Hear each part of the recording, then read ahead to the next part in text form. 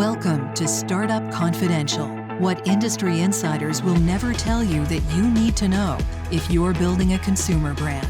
With your host, best-selling author of Ramping Your Brand, Dr. James Richardson. Let's do this. Welcome to episode 133. Food innovation for GLP-1 users? Nothing tastes as good as skinny feels, Kate Moss said in a now infamous 2009 interview. In a society that is mostly overweight and obese, skinny, small-waisted adults are visibly rare in public life. And rare social phenomena, says the anthropologist, usually become one of two things: a source of danger or a source of status boosting. While obesity rates in the U.S. adult population peaked around 2017 to 2020 and may be declining slowly, rates of severe obesity continue to climb steadily, and they're currently around 10%. This latter group represents the population with almost certain chronic illness risk due to their body fat composition. The stigma aimed at the severely obese has not ebbed in our society, despite the majority's significant weight gain. They, therefore have the strongest psychosocial motivation to do something dramatic to escape this symbolic burden. Across the U.S. population, nearly 40% of adults have experienced fat-shaming comments or other forms of stigma. It is the skinny minority who benefit from the shaming process and from convincing others to join them. The increasing rarity of skinniness presents the mildly obese and even the merely overweight with a powerful incentive to also regain their prior normal BMI status and join the body elite.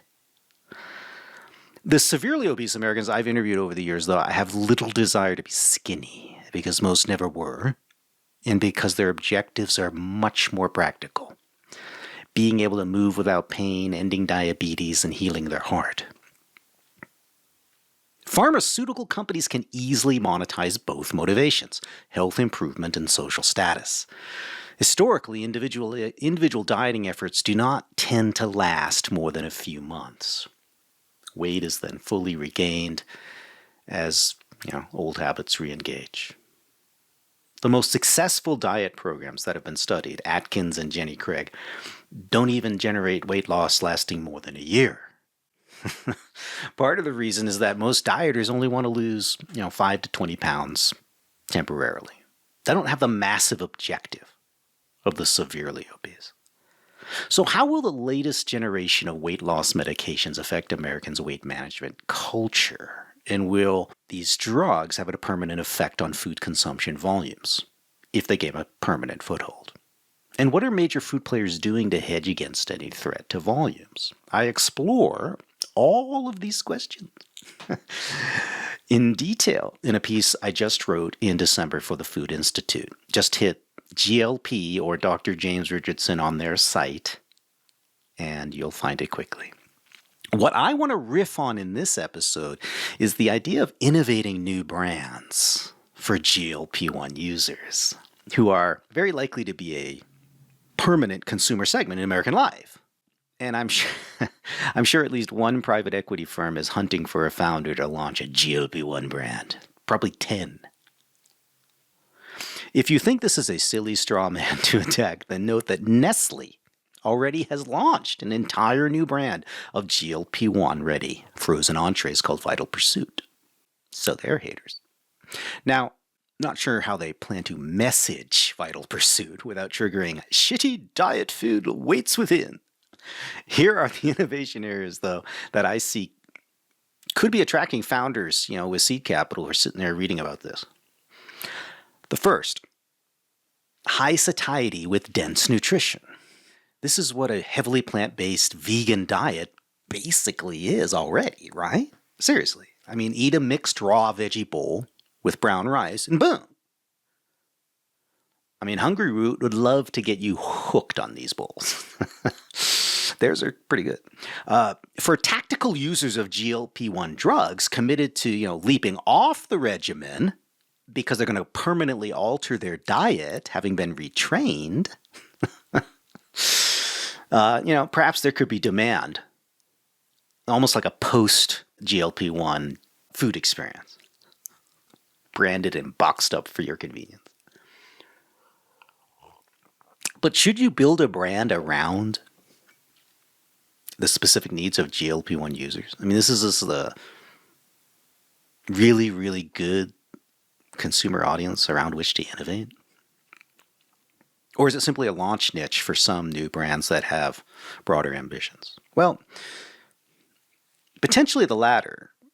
And there are two primary ways to pull off, what I just talked about right now, pull off this nutrition, macrofecta. There's the produce kit route to get high satiety and nutrient density, or the processed food route. Now, going the whole veggie route to satiety, like the Hungry Root Veggie Bowl, has a huge weakness. This food just won't appeal to your average GLP-1 user.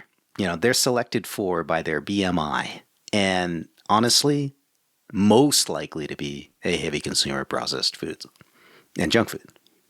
That's what got them there. And produce has always been a very challenged business model for administrative brands, right? Who are just buying up ingredients and putting them in packages. The unit economics of produce only makes sense if you're the produce distributor or the farm, not a brand buying ingredients at a markup. So Taylor Farms, take note of GLP-1 users as a great salad kit marketing segment at the very least. The other approach I expect some folks to use to tap into the GLP-1 audience is either the meal replacement drink or nutrition bar platforms. Now, some are already noticing that new premium snack brands like David, Peter Hall's new thingy, offer extreme macros that would appeal to GLP-1 users and those coming off the drugs. Potentially. 28 grams of protein with no grams of sugar is pretty unheard of in the protein bar space without a lot of interesting chemicals.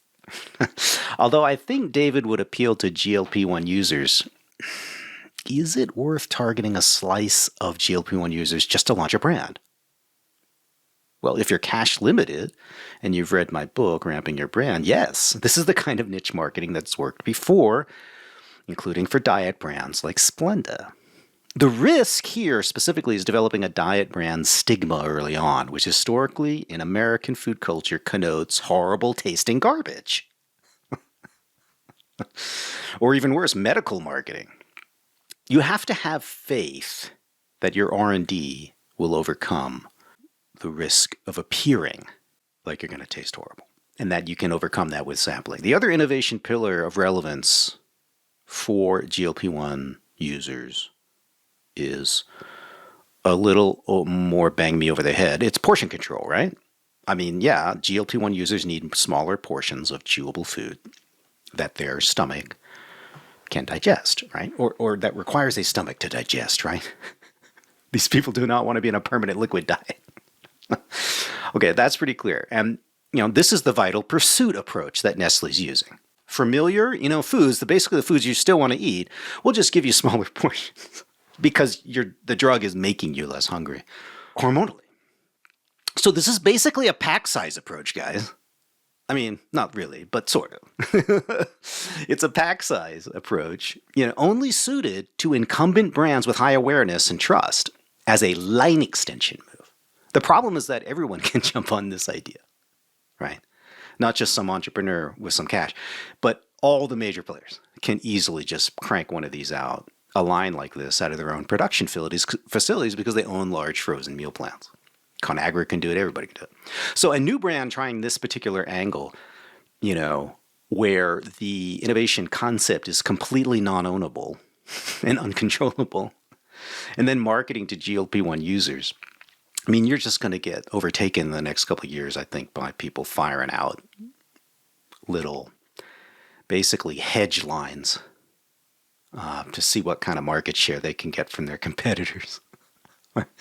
That's going to create a lot of noise that a new brand doesn't want to deal with, right? When all the majors are also doing your thing at the same time, that's like a disaster. That's like a total competitive disaster. You want the major companies to be laughing at you and discounting you. That's a much better position strategically to be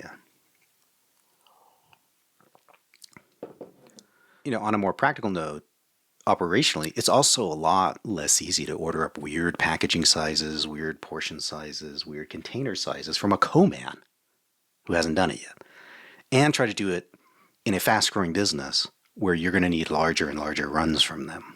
Quirky product runs could delay your access or reduce the number of runs per year that you're going to obtain from anyone. That's going to create a structural problem to growing fast. So GLP-1 users, they represent a valid niche audience for premium food innovation. Like, just as a group of people. But I don't think it's through the portion control of processed frozen lasagna. No. I don't think entrepreneurs want to go anywhere near that whole approach. It's going to be even more innovative, hyper-convenient, nutrient-dense offerings. It could even be in Taylor Farms doing something like a raw veggie bowl, like hyper-vegan food, which they're sort of dancing around with some of their salad kits.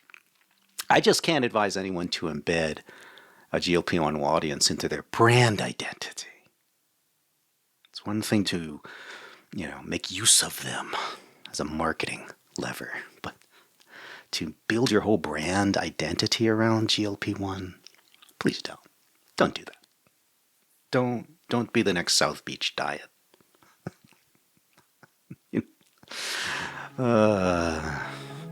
Okay, that's all I've got this time. So as always, be safe out there.